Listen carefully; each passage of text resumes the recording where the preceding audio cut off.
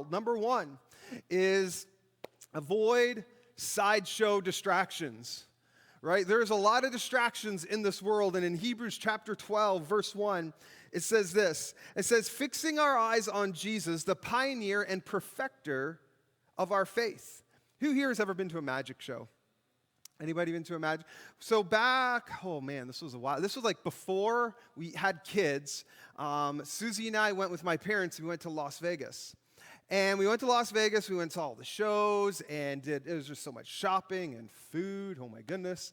And, well, we went to this one show, and it was a magic show. And I got called up on stage to be a part of this demonstration. And so I go up on stage, and I had a watch on, and the guy's like, can I borrow your watch? And I'm like, sure. So I take the watch off, and Susie was up there too. I'm kind of remembering details as I talk here. And Susie was there, and so she's standing beside me. He takes my watch, and then he hands Susie this tray, and it had a whole bunch of glasses and different things on it. And she's holding it, and as she's holding it, I take my watch off, and I hand my watch to this magician, and as soon as I hand it to him, all of a sudden, her tray literally falls apart.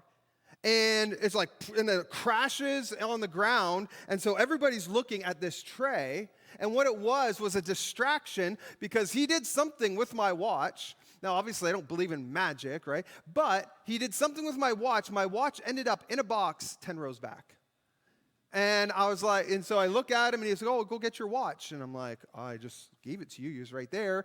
And I walked 10 rows back. Underneath the seat was a box, and my watch was in the box. And I was like, it's pretty good. Like, I don't know how you did it, but, I mean, that was pretty good. But what it was he's able to do something, move the watch really quickly, while everybody was distracted by the noise and the crash of the plate or tray that Susie was holding. You see, the enemy does the same thing with us.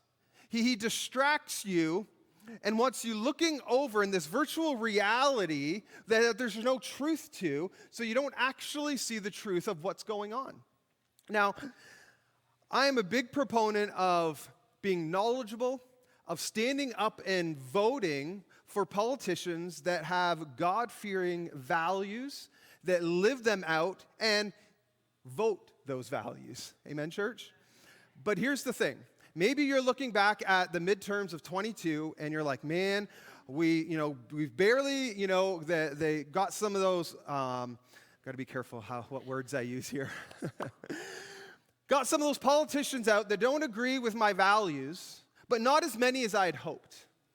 And I like where the House of Representatives is, but you know what? In the Senate, I was really hoping to get more of those senators out that aren't going to vote with my values. And you can get so upset and be like, you know what, man, I can't believe that it didn't go my way and the way that I thought it was going to go and what's going on with this country. And all of a sudden, you can get so distracted, and the enemy can distract you and begin to put in ideas and begin to feed you distractions, and you can get so distracted by the politics of this world. Now, let me say, yes, I believe you should be informed. Yes, I believe you should know what's going on in our country, and that you should vote your biblical values. But when it's all said and done and it's over, there's nothing else left for you to do except one, pray. But then you need to start living your life and not be so concerned about what happened in November of 22, that you need to start living your life for the cause of Christ and kind of move on. Like with the enemy, I believe, is distracting far too many Christians with politics. Yes, be informed. Yes, know what's going on in your school system, in your school districts, in your congressional districts, in the Senate. Like, yes, it's okay to be informed, but don't let it be all-consuming that you can't even function as a believer in our world because you're so distracted because things didn't go the way that you wanted them to go. Another distraction that the enemy uses is our careers. Like your job, your career, that the enemy can use it as a distraction. Yes, I believe you ought to work hard. Yes, I believe that might be getting up in the morning, staying up late. It might mean working some overtime. Now, I'm not a proponent of working, so much overtime that it impacts your family and your parenting and your marriages, but Yeah, there's going to be times where you're going to have to put some extra work in. I believe you ought to be the best employee that your boss has, that you're dependable, that you're there on time, and that you do your job to the absolute best of your ability, and you're continuing to grow and learn. I believe that believers ought to be the best employers.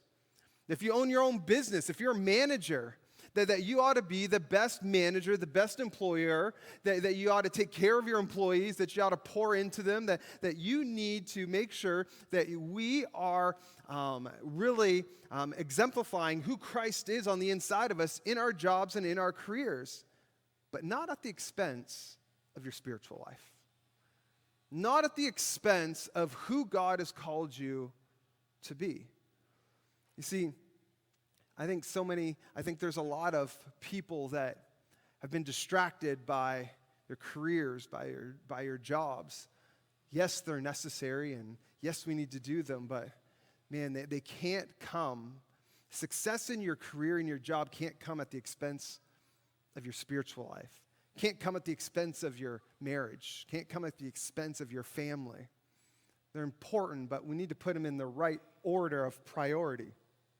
And job and career doesn't go above family. It certainly doesn't go above God. Another way that the enemy distracts is by toxic relationships. Who's had a toxic relationship before? And who's maybe you've had, and maybe it's not a romantic relationship. There's toxic friendships. And there may be people in your life in 23 that you need to cut off. You're like, well, Pastor, that doesn't seem very Christian-like. Listen. You can be a Christian and a believer and a man or woman of faith. It doesn't mean that you let every toxic person into your life, all right? And you might need to limit, or you might just need to completely cut off for a while. That person might be draining. Like, have you had a relationship with someone that's toxic, that literally sucks out every ounce of patience that you have, every ounce of joy that you have, every ounce of love? Like literally they just suck onto you like a leech and just suck it all out? It's a toxic relationship. And you might need to put that relationship on the back burner for a while, because they will distract you. They will take up way more time physically, right? But even more than the physical time of a toxic relationship, it's the mental. Because mentally, you're thinking, if I do this, then this person might be mad, they might take it wrong, they might be offended, and mentally, toxic relationships take up way more time and stress you out more than you need to be. And so, there's a lot of things in this world that you don't have control over, all right? But your relationships is not one of them. Relationships is one of those things that you have control over. And there might be a toxic relationship, might be a friendship, it might be a romantic relationship that you need to either cut off or put on the back burner and limit the amount of time and energy that you put into that relationship, because it is distracting you, it is draining you, it is taking you down, and that is not God's desire for your life for 23. He wants you to grow, He wants you to be empowered, He wants you to have a great marriage and family and a great husband and a great wife and relationships. And again, I'm not saying if you're married, I'm not saying cut off your spouse. You need to come talk to me about some marriage counseling. Okay, let's get that. I thought I'm sitting there, oh, yeah. So I'm not talking about marriages, all right? Don't say, well, Pastor Mike said I should get a divorce. No, that's not what I'm not saying that. No, we can work through some things, but I don't even know where to go now. Toxic people will hurt you and drain you, and there might be some people that you need to cut off, and that you might need to put back on the back burner and limit the time and energy that you put into them, because they are dragging you down.